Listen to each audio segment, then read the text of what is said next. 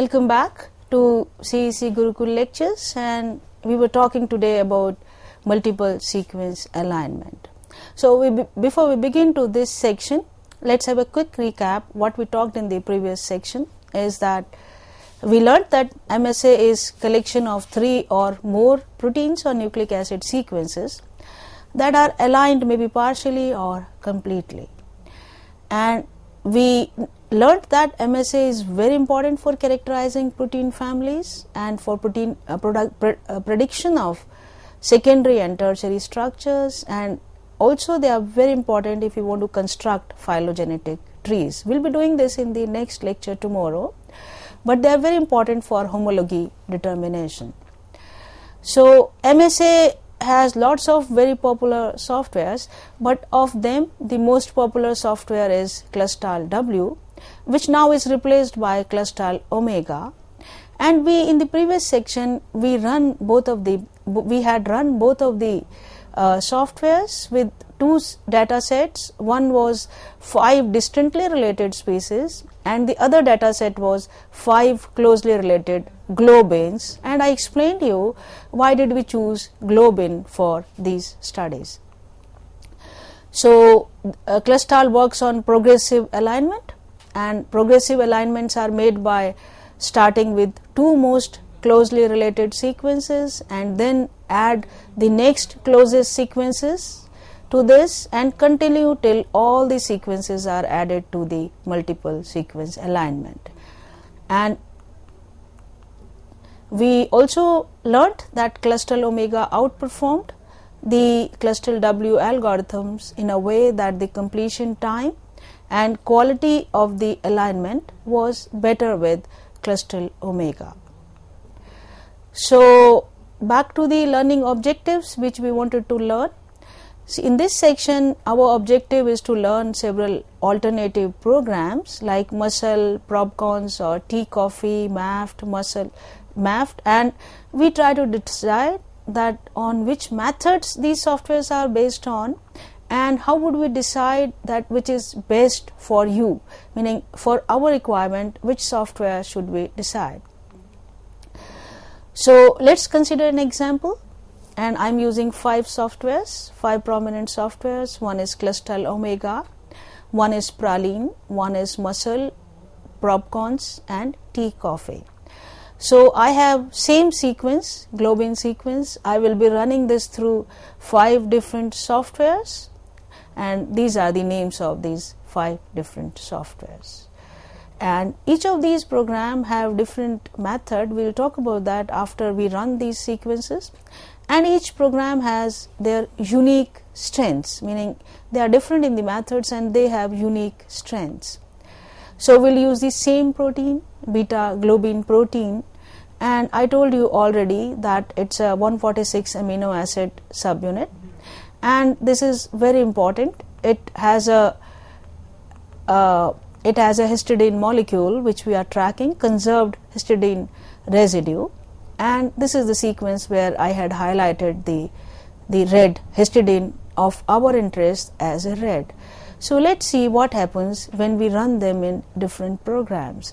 Like I run them in Clustal first of all, and you can see I have made a box around the H histidine where I am interested, and because they use different algorithms, and you would note that the H had gaps before, so the form of this result is different. And what happens when I use Praline, and when I use Praline it shows you a different, meaning the gap, there is a changing pattern of gaps within the boxed region in this alignment from the one which we had in Clustal W, and you observe anything else here in Muscle. Same way if you use ProbCons, the pattern is different, and same with T-Coffee. So what did you understand as a result? That we wanted to focus on a histidine residue that has a critical role in binding oxygen in globins and should be aligned, but often it is not aligned and all 5 programs give different answers. So our conclusion comes what? That there is no single best approach in MSA. We have to decide for ourselves, develop an approach for us, and not necessarily one correct alignment. And there are several other things, in considering multiple sequence alignment and deciding the approach. Like, there is not one correct alignment for a protein family. Protein sequences evolve and they keep changing, and the corresponding three-dimensional structure of the protein also evolve. Maybe impossible to identify amino acid residues that align properly and structurally, and throughout the multiple sequence alignment, it is quite impossible to identify amino acid residue that aligns properly, meaning structurally also, if we talk of that protein. And of the two proteins, if we are talking, which are sharing 30% amino acid identity, 50% of the individual amino acids are superimposable in the two structures. So, given this information concerning the multiple sequence alignment, and when we were talking of multiple sequence alignment, it has unique features, meaning some of the aligned, because while making multiple sequence alignment, we have to consider the structure also. And some of the aligned residues like cysteines that form disulfide bridges may be highly conserved. There may be conserved motifs such as a transmembrane domain. There may be conserved secondary structures. There may be regions with consistent patterns of insertions or deletions. This is in proteins we are talking, and we have to deal with all these while performing a multiple sequence alignment. So, if we talk of, I showed you that we we need to have methods to decide which algorithm, which software is best for us, and we have to have a preliminary information about our sequences which we are studying, about the structure, especially when we are doing multiple sequence alignment of these sequences. So, we have 5 main approaches to study multiple sequence alignment which these softwares use. One is exact approaches, then we have progressive sequence alignment, we have iterative approaches, we have consistency based approaches, and we have structure based methods. So, of these, progressive we have already discussed. So, let us see what happens in exact methods. So, the exact methods of multiple sequence alignment use dynamic programming and are guaranteed to find the optimal solutions. Exact methods are not feasible for more than few sequences because they require a lot of computer time and memory. Then we come to progressive methods, and we have already talked about progressive methods, that they build a guide tree, and on the basis of this guide tree they build a pairwise, first they make a pairwise alignment and then we get the final alignment, and we know the Clustal W is the software which uses this, Clustal Omega also, and Muscle also is another software which uses progressive alignment. Then we have the third approach in making a multiple sequence alignment, that is the iterative approaches. What happens here is it uses a fast Fourier transform method to speed up the profile alignment. It uses fast two-stage method for building alignments using Kmer frequencies. It offers many different scoring and aligning techniques. The iterative approaches are one of the more accurate programs available. They are available both for standalone or web interfaces. Many output formats, including interactive phylogenetic trees, use these approaches. We have iterative methods. They compute a suboptimal solution and keep modifying that intelligently using dynamic programming or other methods until the best solution emerges. So, this is used in MAFT. It is very commonly used in MAFT. So, here is one multiple sequence alignment which we had made for 237 sequences of ours, and this multiple sequence alignment shows the conserved SSU and LSU region, but in between you have variable, the one shown in the light color, that is the ITS region, that is the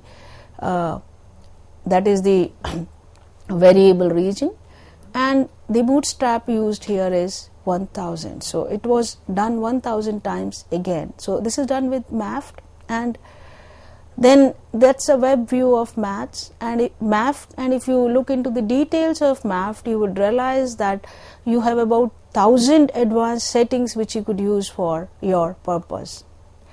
So we have iterative method used in MAFT, and in the MAFT what happens is that it uses several cycles in iteration, and we get a multiple sequence alignment. That again, the result depends and it varies from the software which we use. So next in the line is the consistency method, and the consistency based algorithms generally use a database of both local high scoring alignments and long range global alignments to create a final alignment.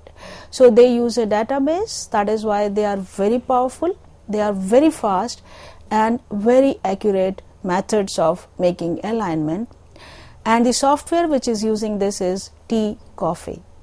So they use the database for both local and local high scoring alignments and long range global alignments to create a final alignment. That's a web view of tCoffee, and that's this has several options, in tCoffee, meaning we could use the structure based sequences which are already aligned for reference. So tCoffee is also included in structure based methods. Here it makes a MSA, and MSA also uses the structural data, and it is very popularly used nowadays. It is consistency based and it uses structure data also. So with this one we have I could introduce you the 5 types of softwares and the 5 methods which are popularly used, and we talked about Clustal W, Clustal Omega, tCoffee, MAFT, and I showed you how I could use MAFT for making of multiple sequence alignment for my 237 sequences. And now we would like to know, how do we know that which program to use? So which program to use is the decision is based on your sequences, meaning you should have a prior information about your sequences, and there are benchmarking multiple alignment data sets. Those could be used for training of your sequences. That these benchmarking multiple sequence alignment data sets have come from the hard labor of lot of people who have created. This is a pre-tested data sets, so that really helps you in deciding your alignments. And some programs interface, you may be liking them more, they are more user friendly than others.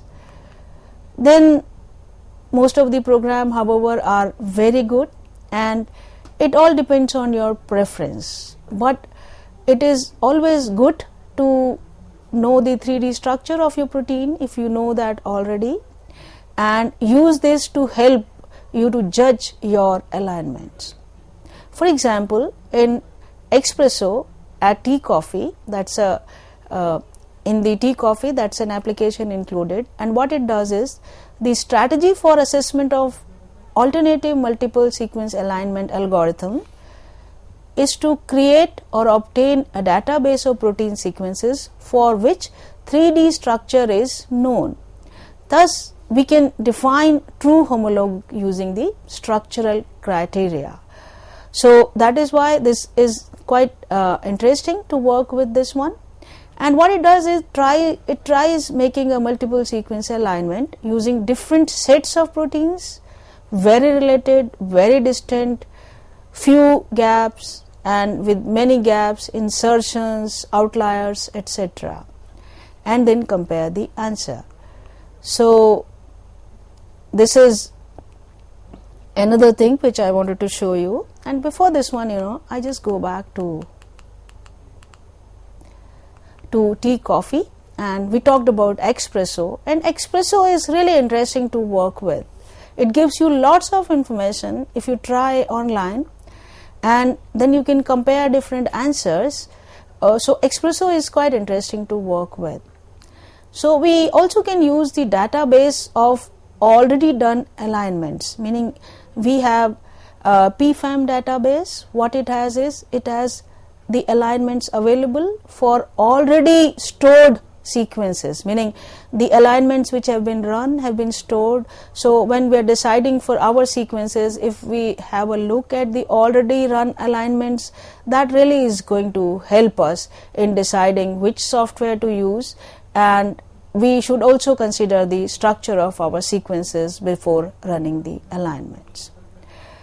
So a quick recap, what we learnt about multiple sequence alignment in both these sections is the multiple sequence alignment.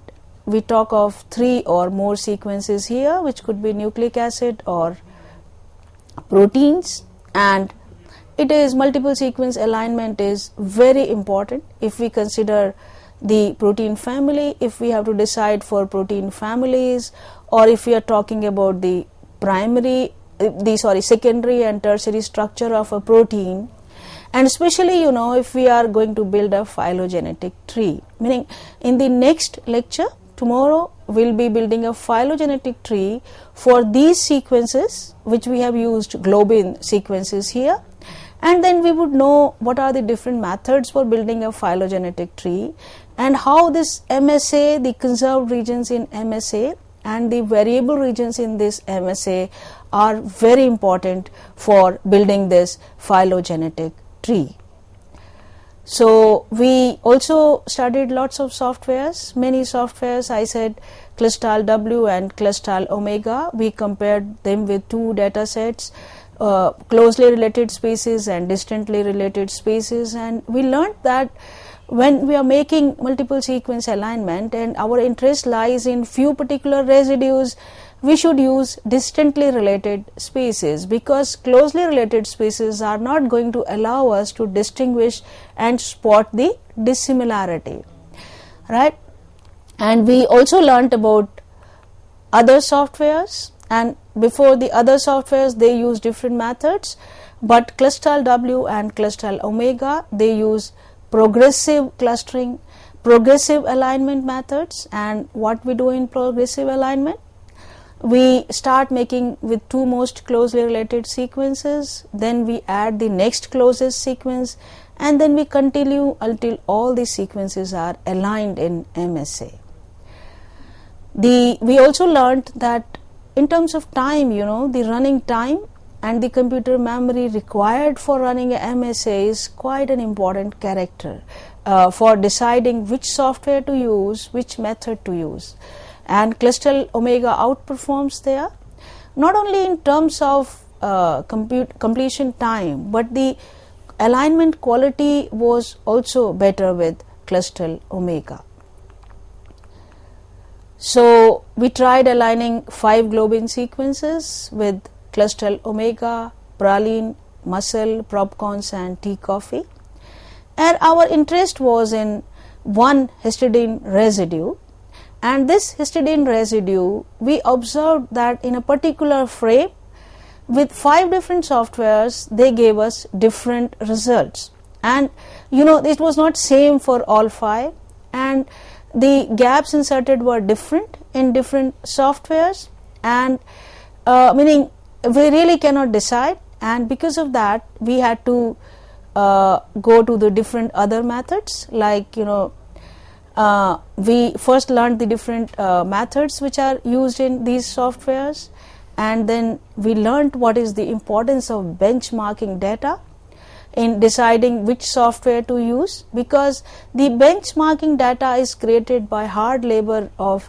already known data sets, and then the alignments are done. So we could decide the right software depending upon our requirement, and to get the best and correct alignment, and benchmarking data there is playing quite an important role. And not only benchmarking data, the structural databases such as PFAM also stores alignment, which can be very useful. So if we have a prior information about our protein, that really helps us about our sequences, and especially the structure, like where lies the conserved region. We also talked about the disulfide bridges, the conserved region in the proteins which remains conserved. So especially for proteins, we have to take into consideration the structure, and we have to consult the structural database first.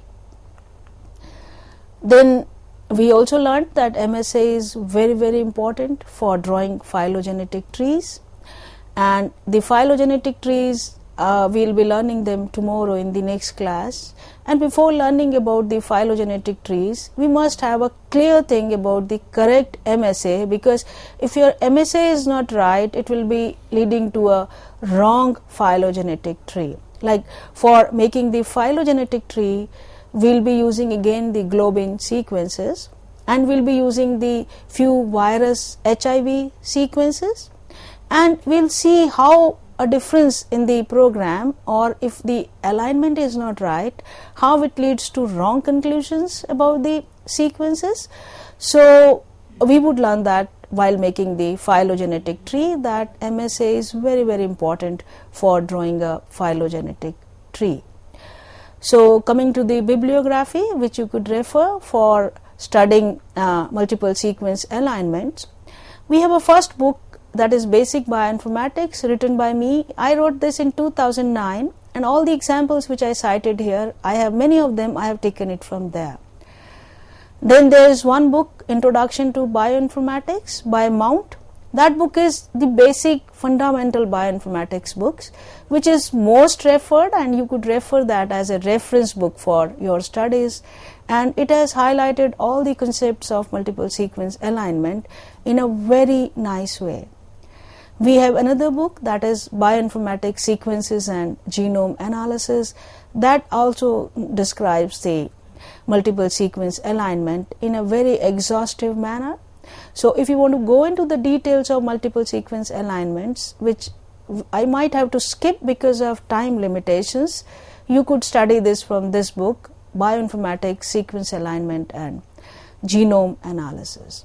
Then I have given a link here. You could just if you log in at this link, you would be able to upload a latest paper which has described multiple sequence alignments and its methods in a very clear and nice way.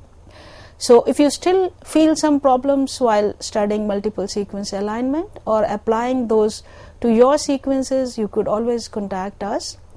But I feel that I explained that to you with the help of few examples, and that way things have become quite clear. I would be very happy to answer if you have any queries in this context. And multiple sequence alignment, we must come prepared and learnt the sequence alignment concepts and algorithms. We must know the softwares for multiple sequence alignment before we present ourselves for the next class tomorrow, that is on phylogenetic tree building methods and softwares once again. So thank you. With this I finish this talk. Thank you very much for your patient listening. Thank you.